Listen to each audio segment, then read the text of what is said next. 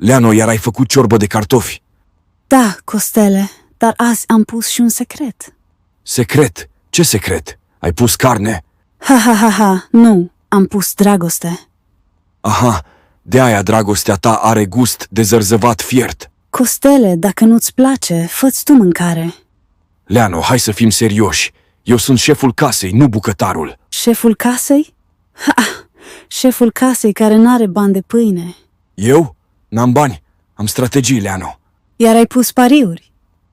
Normal, și azi facem 15 lei profit. Aha, și de 15 lei ce luăm? 2 kilograme de cartofi și un pachet de margarină? E începutul imperiului nostru financiar. Costele, dacă faci imperiul din cartofi, ajungi regele cartofilor. Mai bine regele cartofilor decât să mănânc chiar ciorba asta. Dacă nu-ți place, mănâncă aer. E gratis și slab în calorii. Hai, dă-mi o porție, dar fără dragoste. Dragostea vine la pachet, Costele. Bine, Leano, parcă e mai bună ca data trecută. Vezi? Îți trebuie doar gust fin să apreciezi.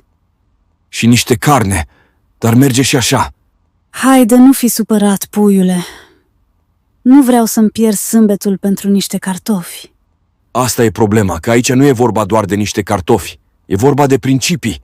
Da, ai dreptate. Principiile sunt sfinte.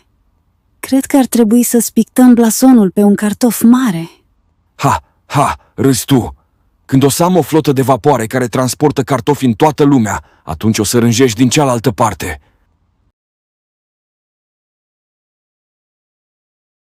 Bă, dar ție nu ți este cald în pijamalele astea?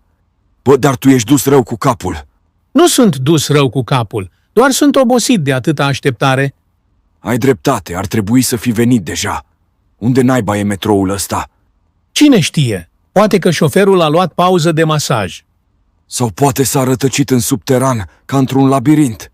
Să sperăm că nu l-au mâncat șobolanii. Oricum, cred că ar fi mai bine să ne mutăm locurile. Îmi place mai mult partea cealaltă. De ce? Nu e nimic în neregulă cu locurile astea. Numai nu-mi spune că ești superstițios. Nu sunt superstițios, dar de data asta am vrea să privesc peisajul urban cât așteptăm. Ce peisaj! Tot ce poți vedea de aici sunt clădiri și mașini. Ai impresia că ești în filmele alea franțuzești? Ai dreptate, nu sunt filme franceze, dar poate că dacă privesc clădirile cu atenție, voi găsi ceva interesant de observat. Pula! Dragul meu, Costel, te-am așteptat toată ziua. De ce nu ai venit pe la mine ca să-mi ții de urât? Am avut ceva de rezolvat pe la toaletă. Îmi pare rău. Hai că te-am iertat. Dar trebuie să te revansezi pentru asta. Până nu află soția ta că lipsești de acasă. Haide, nu te mai ascunde. Știu că ești liber ca un băiat de cartier. Măi, femeie, ai grijă ce zici. Nu vreau belele cu nevastă mea. Hai, nu te mai teme. O las eu pe baba dracului, am grijă de tine. Asta-i bună. Păi atunci vino încoace să-ți arăt ceva. Abia aștept.